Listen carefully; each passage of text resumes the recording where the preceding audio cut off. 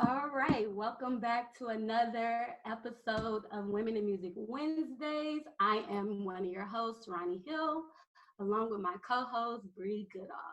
Tonight we have director of Def Jam Records, Leslie Rosales. Hey, Leslie, how are you doing tonight? Hi, I'm good. I'm good, taking this day by day, staying positive, but I'm good. That's That's all we good. can do, honestly. Right. Good.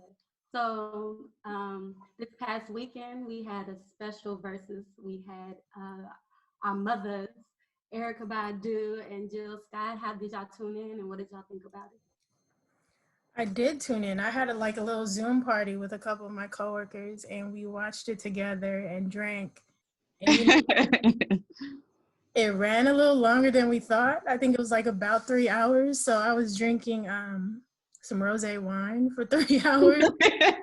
By like the second hour I was laid out. I'm like, okay, yeah, I'm tipsy now. I thought it was dope. I love them both. I love Jill's first album to death. Man, that album right there is Yeah. Yeah. And then Erica just has hits across the board. So It was like they didn't even play all of them. I was like, they yo, didn't. it was 3 hours, and y'all could have gone longer. Erica didn't play everything. But one thing I do appreciate this versus compared to the others is that, like for example, Lil Jon and T-Pain's verses, they just kept going at it, songs back to back. I like how they took their time and told stories in between and just vibed out. I think that was a dope vibe. Yeah, I learned a lot. It felt like that live performance. When you go to a live performance, you get, those behind the scenes stories and stuff like that you normally won't get. And it just felt good. It didn't really feel like a battle to me. I'm like, this is just them flexing. Yeah. we tapped into their FaceTime and they just talked. Yeah. I did get a little worried because like before it started, we saw Erica set up with the mic. And I think a lot of us still have PTSD from that experience. But no, that ended up going good. So She did it right. But she's a DJ, so she knows what she's doing, though. She did it right. Yeah. No, I loved it. I'm glad Instagram finally got it right and allowed them to extend it for longer than an hour. I noticed that. It didn't cut off at all. And I think the most I saw was like definitely over 600,000 people viewing at the same time. I think I seen like 725 in there at one time. But I told them it took some queens for Instagram to get it right. Right. Yeah. Exactly. But all right, let's get into this. So we're gonna start back from the beginning. You are a Los Angeles native, and you started with party promoting. So just get into that, how you went from party promoting to managing DJs to working at one of the most known record labels. Okay, so let's see. My story in entertainment goes back 20 years to the year 2000. I was like 15 years old. I started working for a promo group called 212 Enterprises. We were one of the only groups that consistently hosted high school parties here in LA. And, our party was the place to be for teenagers because we had events at a level that hadn't been done before. Like we had our parties at real venues or clubs in Hollywood and not like some random hole in the wall. And we used dope local DJs.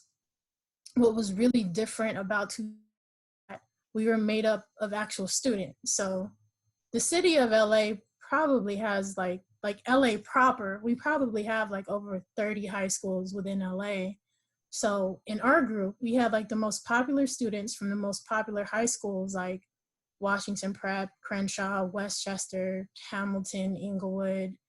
So all these schools, all these popular schools promoting parties, like everybody showed up. Everybody in the city showed up to our parties because there was nothing else like it for teens to go to.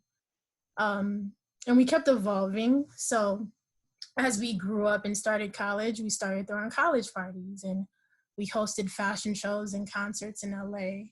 And it was a fun time to party in LA. And this was before bottles and table service, when people came out to party, actually dance and sweat. It was definitely a good time. When I turned 21, I started promoting in 21 and over clubs in Hollywood and managing local DJs.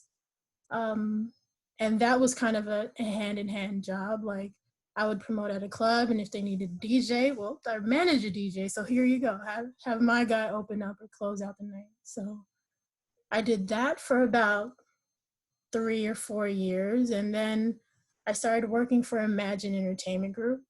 I worked with them for 10 years. I worked closely with Miguel and most notably Nas.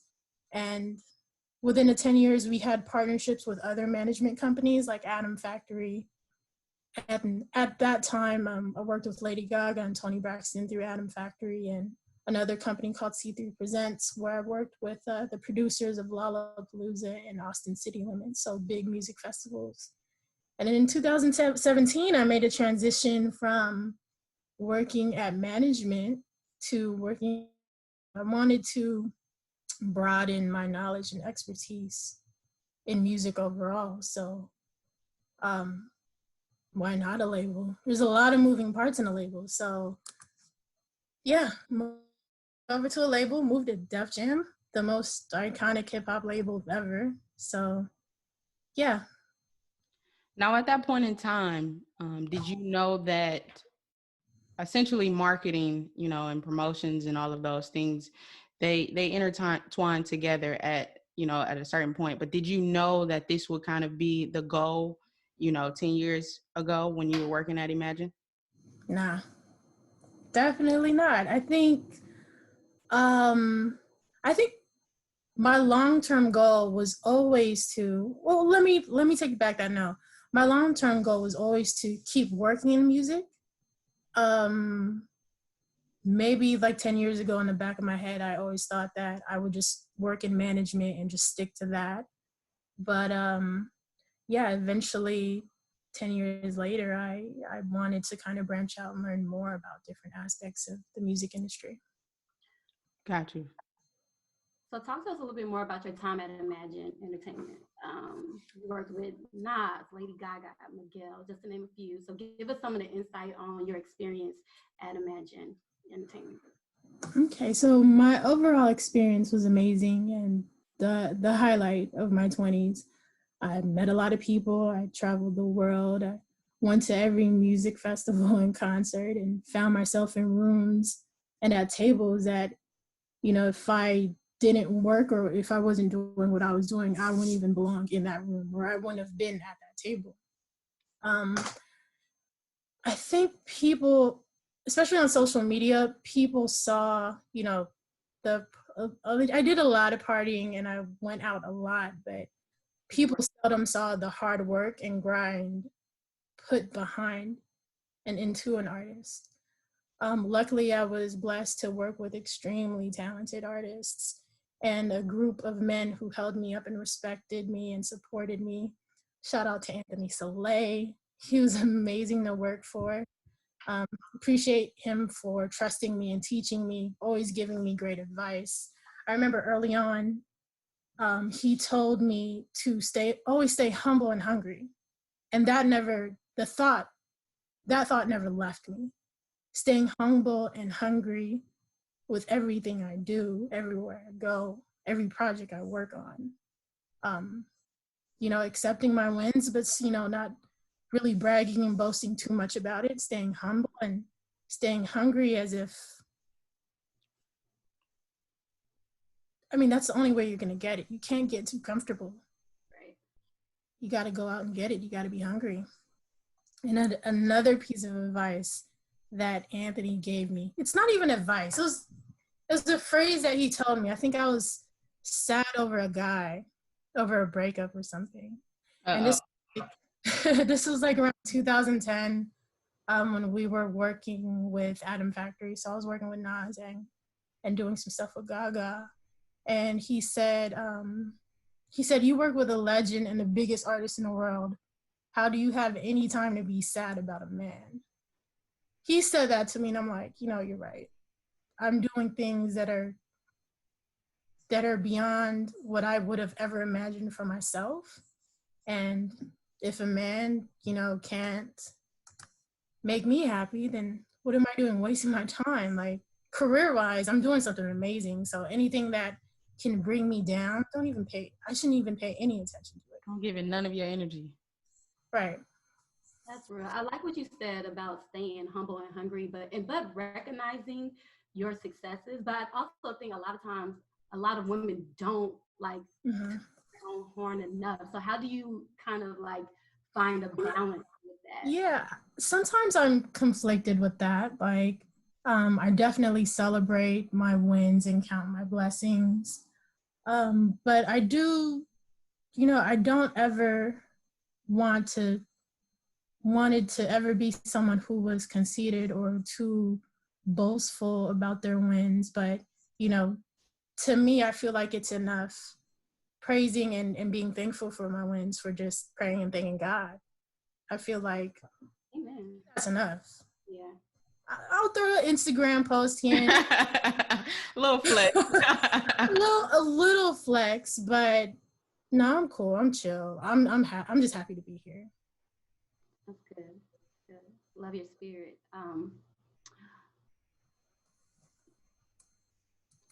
How was it transitioning from Emagen to being a marketing director at a major label? Like, what are the difference in the roles? How did it, you know? Mm-hmm. So the transition,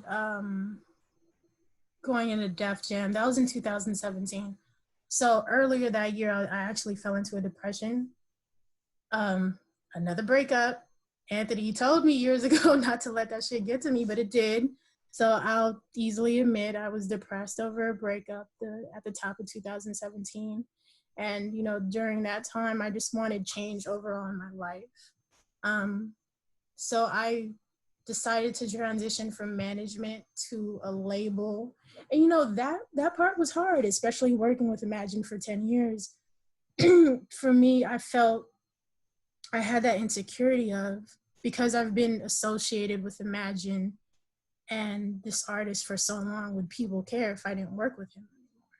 Like, would people care about Leslie if she was no longer associated with us, or associated with Emagen, or associated with Anthony?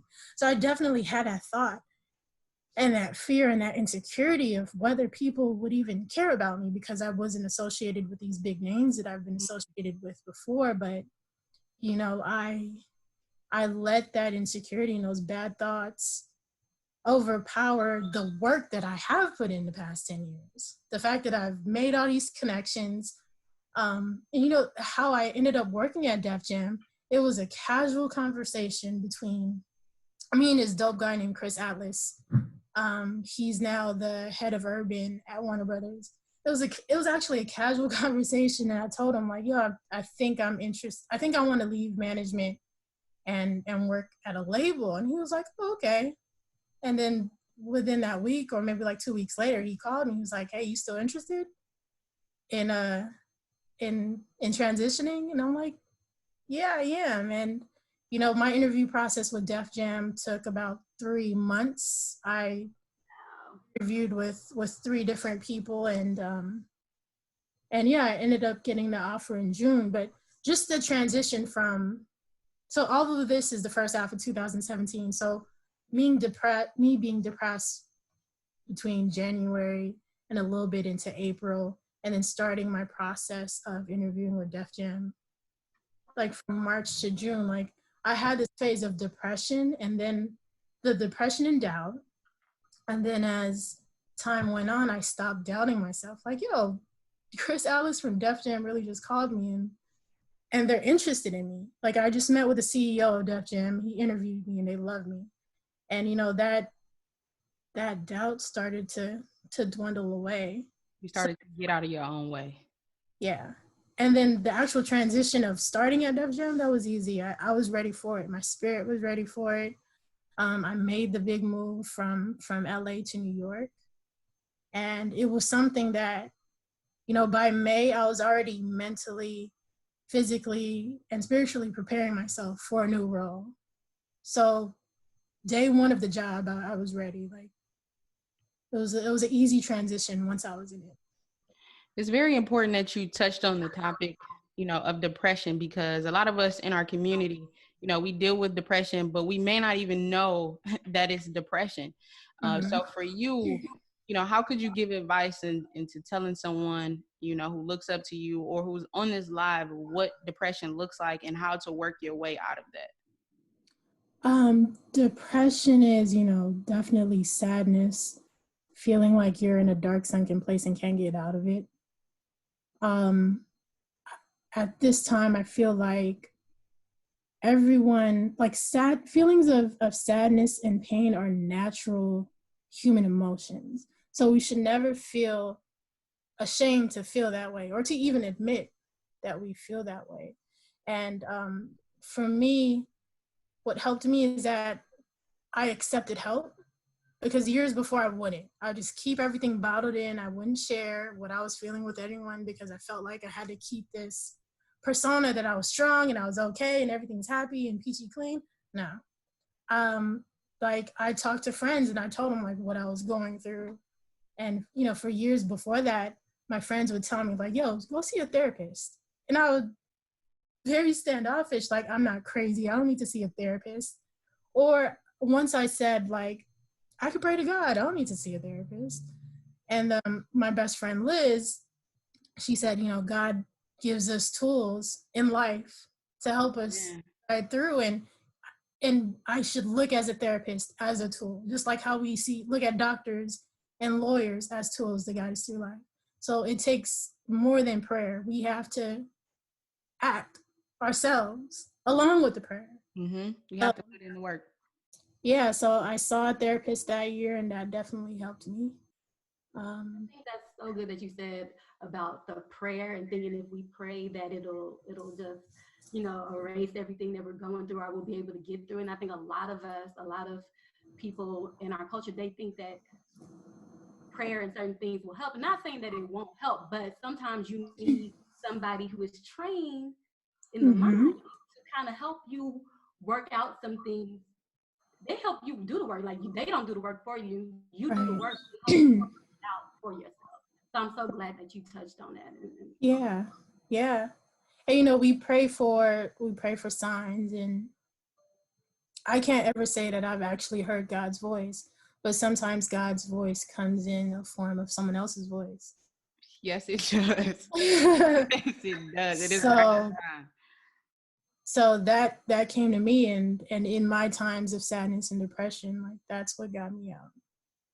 Absolutely. So getting this job, in marketing for Def Jam, for those who are marketing majors, what does a marketing director and a project manager entail at a record label?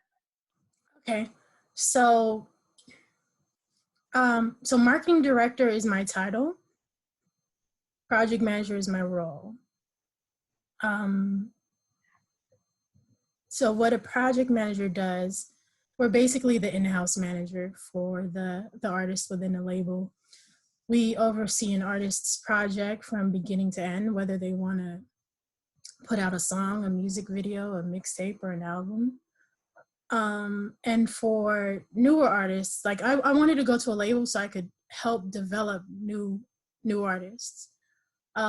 So a project manager, we're also engulfed in the stages of developing a new artist, like building an audience for them, helping them find their look, their sound. So yeah, that's my answer there. For sure. You can take the lead on that, Ronnie. Speaking of, seeing a project from front to end, when did Lemonade drop? Was that 2016, I think? Like that? I feel like that totally changed the game for marketing albums because it dropped. There was really no promo or no rollout. So just talk about the change that did occur and how it kind of changed the marketing game for albums and music projects that come out now. Yeah. Well, we got to give Beyonce credit because the credit is due. Beyonce is Beyonce. There are very few artists who can drop like her. Just drop an album out of nowhere. I remember she did that I think the end of 2013 with I think it was the self-titled Beyonce album, and she had a full visual videos and stuff. Yeah. It was like a random drop in December. She didn't announce it, and people just started discovering it, I think, on iTunes. that did change the game a little bit, but I think we started to realize that not every artist can do that. There still needs to be, for most artists, there still needs to be a plan and a rollout, visual shot, a radio promo tour, tentpole events like a listening party, a release party. Yeah. Have you ever had an artist where you had to sit down and tell them like, hey, they have these aspirations to do that same thing, like we're not on that level yet, but we're just gonna put all these things in place and hopefully we'll get you there soon? Yeah, those conversations happen often. They happen often, but there's a way of communicating stuff like that to an artist. You don't tell them like, hey, you're not at that level yet. You say something like, let's get you to that level. Yeah. Let's figure out how to get you there. Absolutely. Now, what are some of the projects you've had a chance to oversee for Def Jam, just to give the audience a feel of, what you've worked on? So yeah, I wanted to work at Def Jam solely to work with new developing artists. 2 artists that I was able to work with when they first got signed are YK Osiris. Last year he had a breakout single titled Worth It. That is nearing double platinum. Let's see, there's also an artist, Danny Lay. 2 years ago, she put out a song called Little Baby. And then last summer, she put out a song called Easy Remix with Chris Brown. Still jamming that. I think Easy's approaching double platinum and Lil Baby's approaching platinum. On a more developed side, I work with Dave East. So I've worked on the release of his first 2 mixtapes, Paranoia 1 and 2, and then his last album, Survival, that came out last November. And I'm really excited about Tiana Taylor. I'm working on the rollout of her upcoming album this summer. What's special about those 4 is that I was with them when they got their first plaques. So Tiana got her first gold record off of Gonna Love Me. So I was there to hand that off to her. YK Osiris got his first plaques from Valentine and Worth It, so I gave that to him. Danny Lay got her first gold record with Lil Baby, I gave that to her. And Davies got his first plaque with a song called Perfect featuring Chris Brown, and I gave that to him. So enjoying that moment with them, I think that's the pleasure I get. Like, them winning is what's satisfying to me, and being a part of that.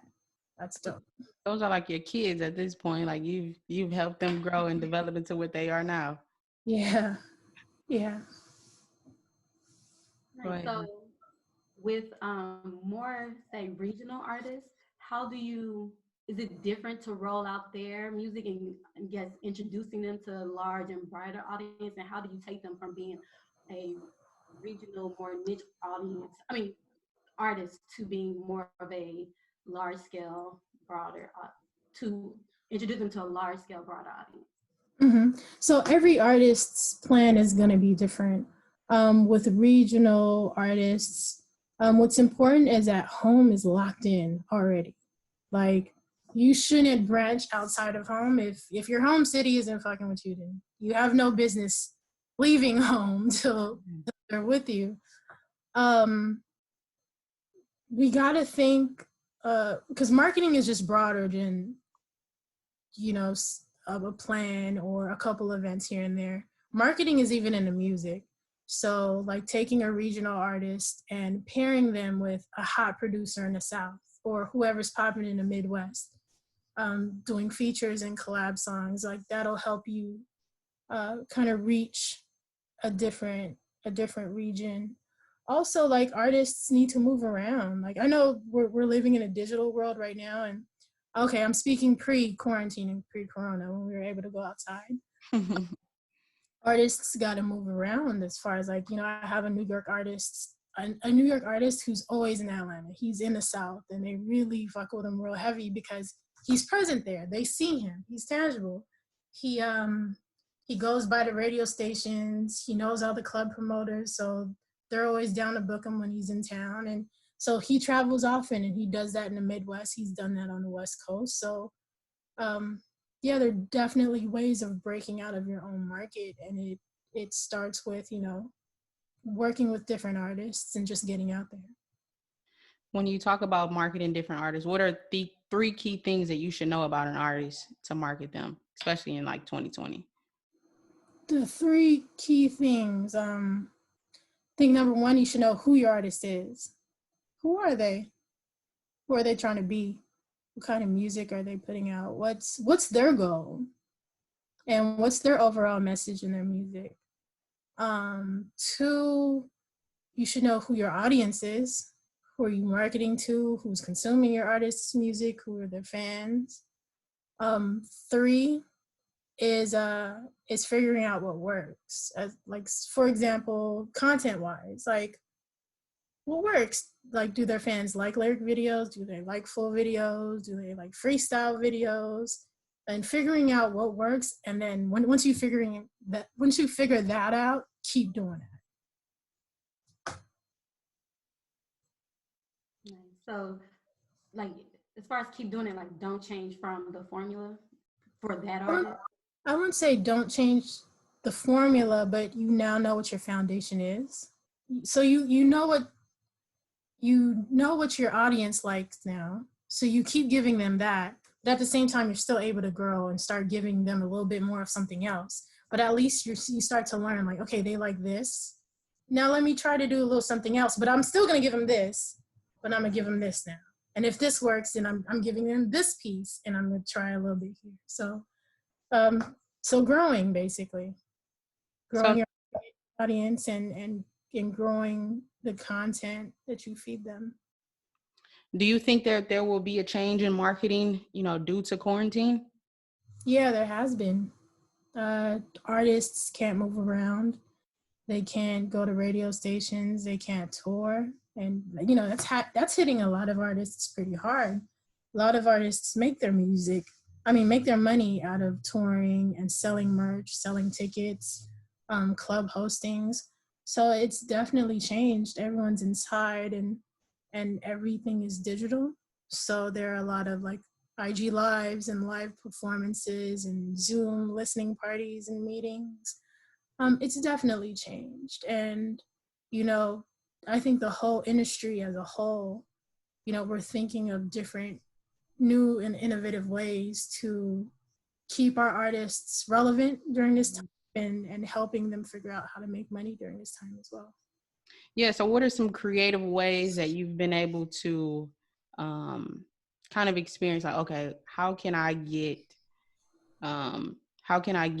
our artists exposed, or how can we get them on different platforms? What has been your creative ways of thinking for that? The go-to, so IG lives, what really works right now, aside from like performances and just regular lifestyle posts, consumers and fans are really interested in what you really are doing at home. So low-fi, low production performances. Like I saw an IG live with an artist. She was sitting in her living room with pajamas on. She had on a headscarf, and she had a mic out, and she was playing a guitar, and her views on that was crazy. And also a lot of lifestyle stuff, like, what are artists doing outside of music? Like, are you cooking? Are you working out? Who are you with? Are you watching TV? What movies are you watching?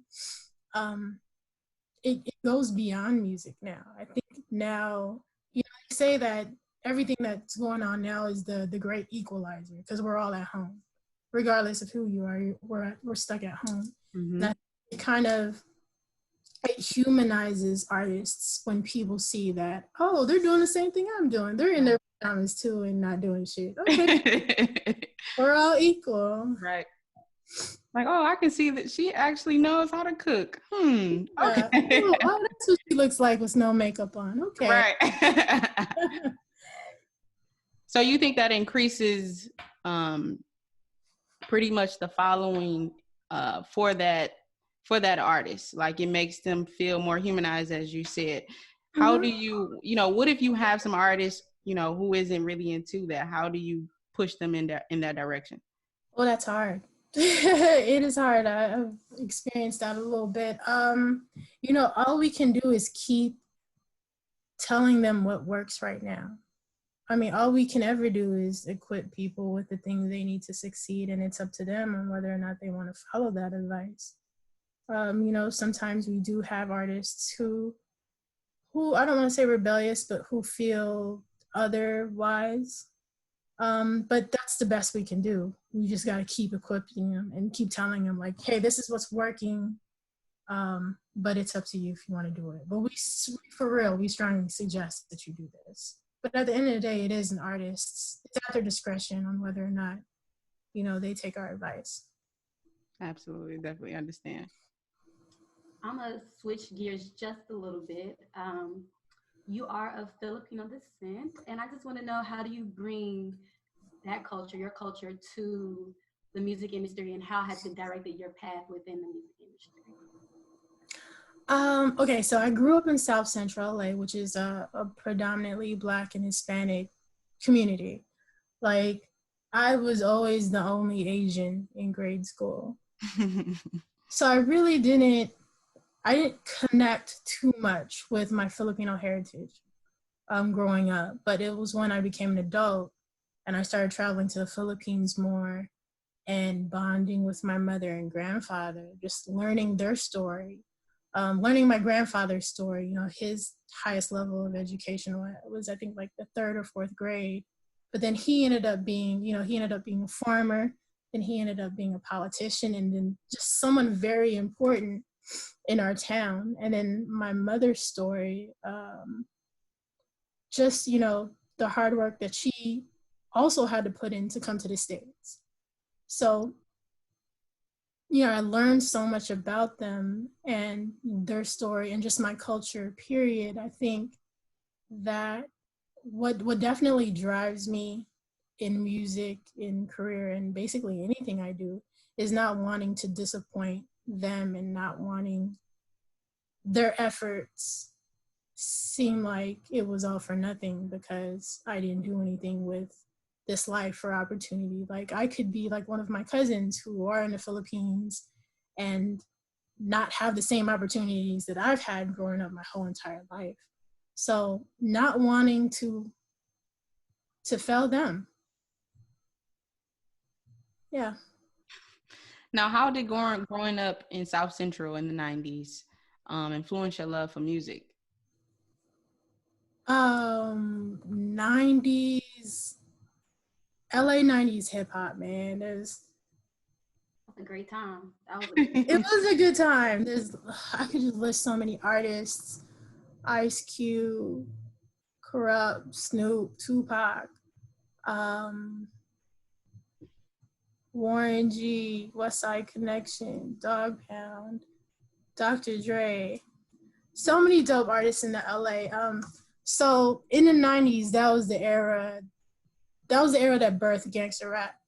And LA was rough in the 90s, like gang banging and gang activity was the norm. And a lot of events that deeply affected LA in general happened in the 90s. There was the Rodney King beating, the LA riots, the OJ trial, Tupac's death. So the sound of LA in the early 90s was pain, being fed up, and anger, especially towards police. But in the mid 90s and toward the end of the decade, we started to turn up. So South Central in the 90s influenced my love for music because it was raw, it was unfiltered and real, and it's easy for me to fall in love with music that's relatable. So that was the start for my love for music, just the realness of what LA was in the 90s. Now, is that kind of hard to relate to the music now when the music in the 90s was just so raw and uncut?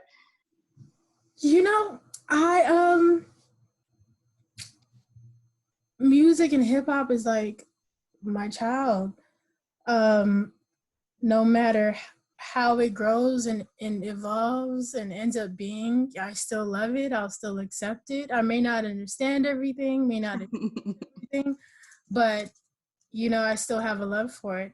Having like a party background, like I'm still with the turn up. I still appreciate that music just as much as I appreciate like trap music and, this other music that's coming out now.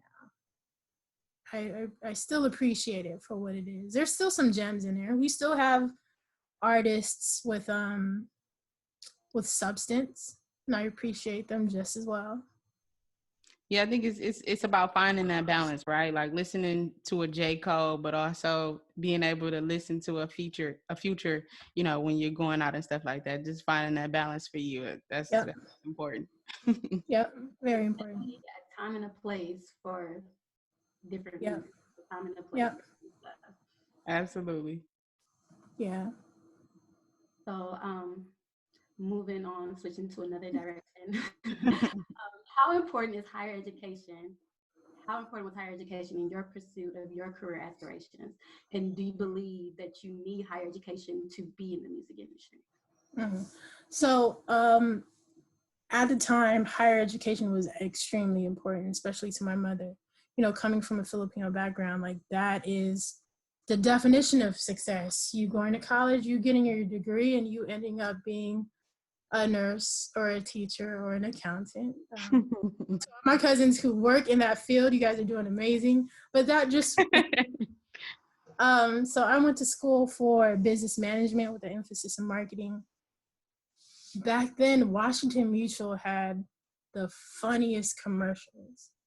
And I was like, that's what I want to do. I want to get into advertising and work on projects like that. Work on projects or commercials or on products that have like this lasting effect. Like I'm always going to remember Washington Mutual commercials. So that's what I studied. I got into advertising and marketing. And at the same time, Emagen was popping off, or Emagen was starting between me and my friends. And this is my truth, and that's why I'm going to say it. Higher education is not necessary to work in the music industry. So as Emagen started to pop off, I left college. So there's a difference between dropping out of college and leaving college. I left college as a choice to really focus on work and building Emagen. And I think what really fueled me is that knowing that I didn't have my degree, I didn't have a plan B. So Emagen had to work. Management had to work. I had to bust my ass and really, really work hard because this is plan A. Plan A has to work because there is no plan B.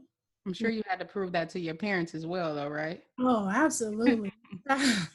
Absolutely. And, along the line with the thought of not having a plan A, I can say now in 2020, I have a plan B and a plan C and a plan D. Like it was just definitely those early phases of leaving school and just the thought of, well, damn, if this doesn't work out, how am I going to get a job anywhere else?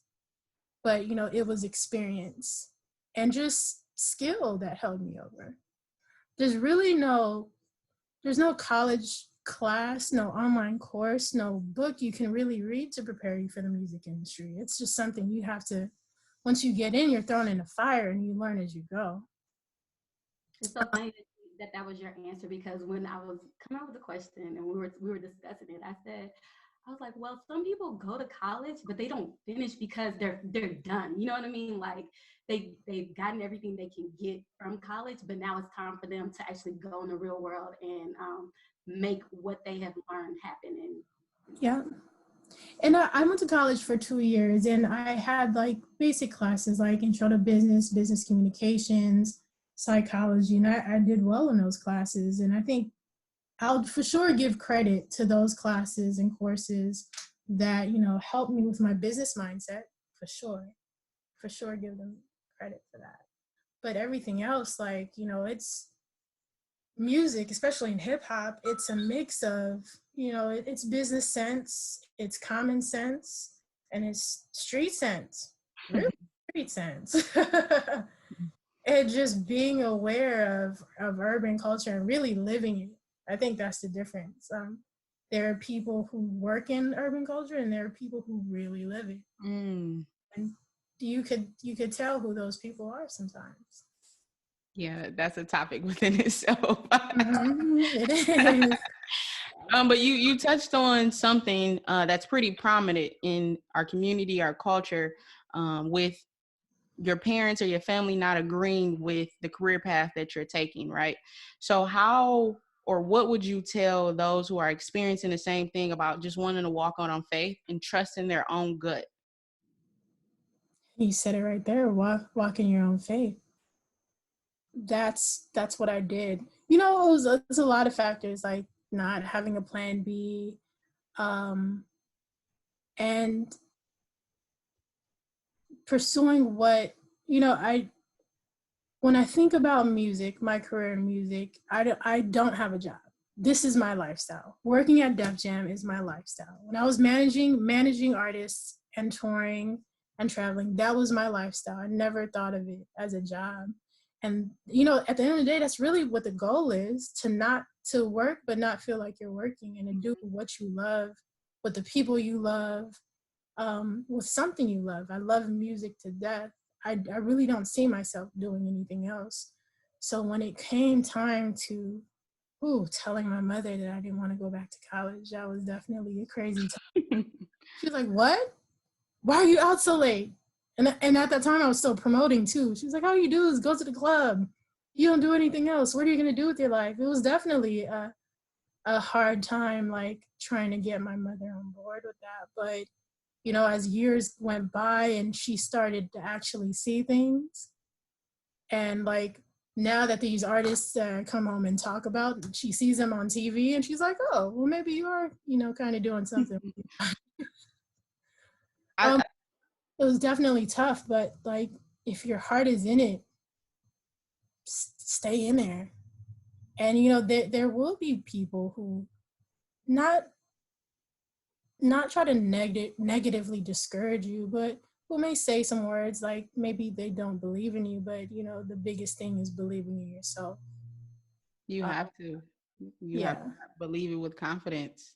yeah, Because I can only imagine that you had to really build up your confidence to go to your mom and say, "No, this is what I want to do. I don't want yeah. to work the 9 to 5 an accountant or whatever. I want to do this, and I believe that I'm actually great at what I do." Yep. Yeah. Absolutely.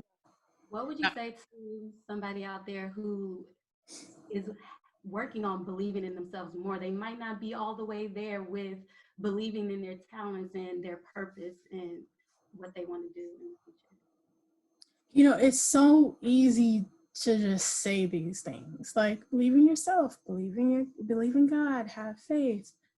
But it's years of practice. For myself, like the frame of mind that I have now is that my level of unbotheredness is ridiculous. Like it's gonna take a lot to even really get me mad or sad at this point in my life. But it took me. I've only been like this for 3 years. Mm. I was 32 in 2017. And that's when it transitioned for me. So it took 32 years of constant practice, of of of having faith, of praying, of believing in myself. But not only like having these thoughts, but actually taking actions towards these thoughts. Like it's definitely constant work, and and as I said, it's easier said than done, but it's practice over and over. Like even when it feels like it's the end of the world and there's no coming back and you're down in the ditch, like the great thing about being down in a ditch is that there's no place else to go but up. But up. You have nothing to lose at that point. So yeah, and take it from someone who has failed, who has definitely been depressed and down about breakups and a little bullshit here and there. I have 100% success rate of getting through it because I'm still alive and I'm still going, and through it all I still flourished. So there's hope for everyone. You just, for real, you just got to keep believing yourself. allow yourself time to feel sad and to heal. And when you're ready, get yourself out, because there's no place but up once you're down.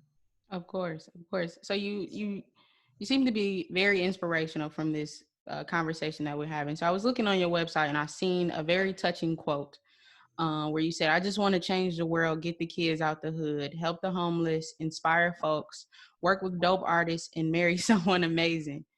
You know, how are you intentional every day in the role that you're in to live by that purpose? Um, I live, I like the word intent. I live with purpose and intention. Um, those are for real my goals. I think that's my Twitter bio or something, right? Or it's on my site. I seen it on your site, yeah. Yeah, it's that's all I really want to do. I figured out not too long, a couple of years ago, that my purpose is to help and inspire people.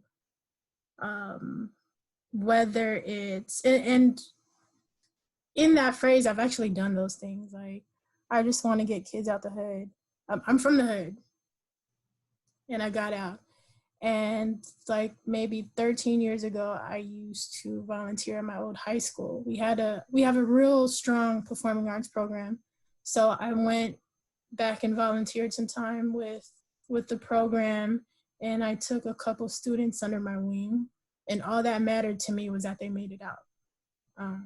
And making it out could be a lot of different things. Make it out means can mean graduate from high school, go to college, get out of South Central, get a good job or good career, or, you know, get out of your abusive home and start your own loving family. And, you know, I'm happy to say that those students are full-blown adults now who are flourishing. Like, a handful of them moved on to college, graduated. 1, 2, 3 of them are actresses. That's great. Their own families, and they're flourishing. So I read in this bio that I wrote at that time I wrote something like, if I can get one kid out the hood, then everything I'm doing is worth it and complete. So to know that several made it out, I can only imagine how that touched you. it's So fulfilling to me. how do you make sure that you emphasize the importance of behind the scenes, you know, of industry? So for example, someone who may have the love for music but not be able to express it, you know, lyrically, how are you, you know, able to emphasize, like, hey, there are marketing directors, there are advertisers, etc.? When it comes to art and music and artistry, there's so many moving parts aside from just being the artist. Like, there are songwriters, producers, engineers, mixers, A&Rs, stylists, creative directors, and visual directors. You know, art, to me, art is everything. Everything is art. Like, look at everything behind me. There's a poster, there's a painting, some hourglass, like everything is art. And that it's so versatile, and there's so much we can do with it, and work within an art space or work in producing art. Like, an art is beyond music. It's film, it's paintings, it's, you know, sound, something you can see. Like, there's so much to do with art. Speaking of art, what do you feel your goal and your purpose is as far as helping artists share their art? I like that question. I thought that's a hard question. My goal is to help artists get their music out, and for it to get to someone and make them feel something, make them feel happy, make them feel love, make them dance, make them turn up. And you know, art has the power of changing moods and saving lives. Ooh, yes, it does. So I think I have it written in my LinkedIn, somewhere random. My goal is to change lives through the power of art. That's a good one. That's good. Um, what is one of the biggest lessons you've learned throughout your journey? The biggest lesson I've learned. A lot of have been a lot of lessons. The biggest one is the one that has been a process that I continuously relearn, which is to keep believing in myself. As I explained earlier, it's a process, and just to get to a level of security. I like to refer to how I feel as having faith fuel.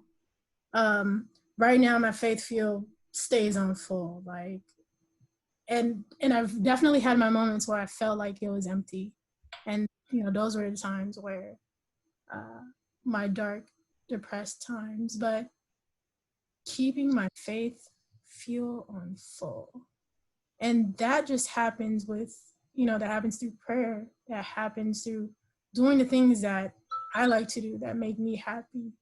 And it could be little things too: painting, reading, binging on a good show on Netflix, talking to friends and family. Like, yeah, keeping my faith on full and continuously believing in myself. That's a good example of work-life balance though, right? So not getting too involved into your work. I know you said that your work doesn't always feel like work, but also sometimes separating that and finding things that do fuel you, for sure. Mm-hmm. So Go ahead. oh, you go ahead. You said reading. So give our viewers a book that they should read if they want to work in the music industry, or a book that they just should read, period, just off life, period. Mm-hmm. So I haven't really read any books geared towards the music industry. I've been given books, but I haven't read them, only because I feel like, as I said earlier, there's no book you could really read to prepare you for this. But I like to read books that serve as faith fuel. So I'll suggest a couple. Outliers by Malcolm Gladwell. That book kind of touches on success and what makes high achievers who they are and different. There's a chapter in that book called 10,000 Hours that a lot of people actually have referenced before. I know Janae, Aiko, and Nas have a song called 10,000 Hours. And just, in order to really master a skill, you got to put in that work. 10,000 hours. So that's a good book that I like to read. Another is The Four Agreements by, I think it's Don Ruiz. I read that book while in the midst of like my depression in 2017. And I live by what the Four Agreements are. If you haven't read the book, I'm about to ruin it for you, because I'm about to tell you what the Four Agreements are. The first one is be impeccable with your word. So just being an honest, genuine, and authentic person, and everything that comes out of your mouth is something real. The second agreement is don't take anything personally, which I don't now. Like, yeah, when we take things personally, that's when you get in your feelings faster, when you think everything that's going on has something to do with you. Mm-hmm. It has nothing to do with you. It's just something that's happening and you're receiving it a certain way. So that's the second agreement. Don't take anything personally. The third is don't make assumptions. I've stopped doing that as well. Like, I like to implement that with not making assumptions about people. Because that's when we get judgmental, right?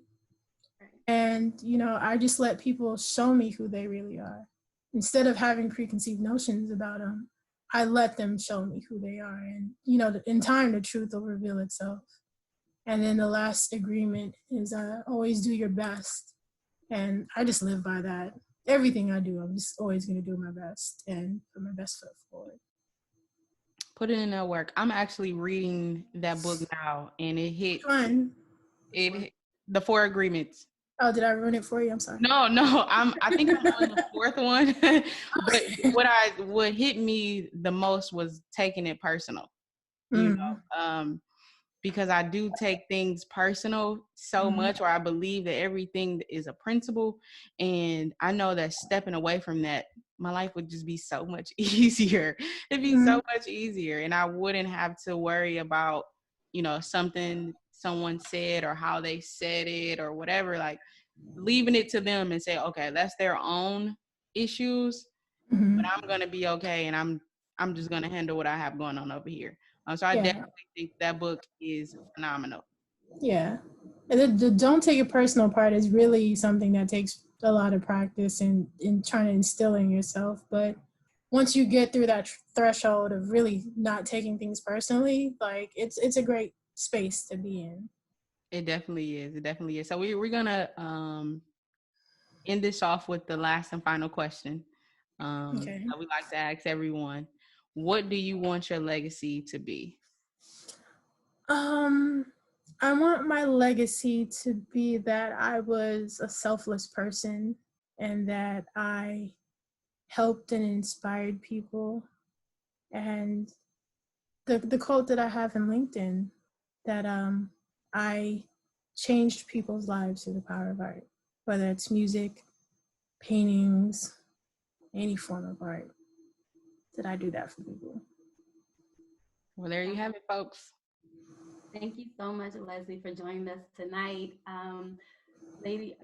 People out there, ladies and gentlemen, please follow us on RnBuntapped. We have a lot more coming your way. We will have more women in music coming your way, so you don't want to miss out. So follow us on Instagram, Facebook, Twitter, RnBuntapped.